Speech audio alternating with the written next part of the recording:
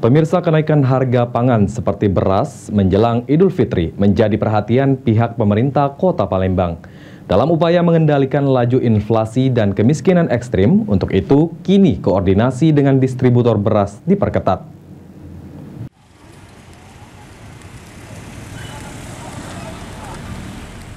Kenaikan harga pangan seperti beras, daging, dan lainnya menjelang Idul Fitri menjadi perhatian pihak pemerintah Kota Palembang dalam upaya mengendalikan laju inflasi dan kemiskinan ekstrim. PJ Wali Kota Palembang Ratu Dewa mengatakan, saat ini harga pangan mengalami kenaikan untuk pengendalian. Pihak Dinas Perdagangan sudah diminta rutin melakukan operasi pasar dan pasar murah pada setiap hari Senin, Selasa, dan Kamis. Selain itu, pihak Dinas Perdagangan juga sudah diminta untuk terus berkoordinasi dengan para distributor, khususnya distributor beras di Palembang untuk menjaga ketersediaan pasokan dan juga harga jual.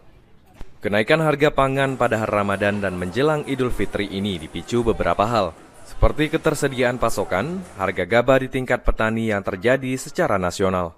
Saya cek memang kebutuhan khususnya beras memang ada mengalami sedikit kenaikan. Maka dari itu saya sudah minta Dinas Perdagangan untuk rutin melaksanakan operasi pasar Senin, Selasa, dan Kamis. Tetapi saya juga minta koordinasi dengan para distributor kaitan dengan distribusi yang ada di Palembang. Penyebabnya antara lain Ya, penyebabnya bermacam-macam, termasuk dari pasokan, mulai dari tingkat nasional juga saya kira persoalannya sama.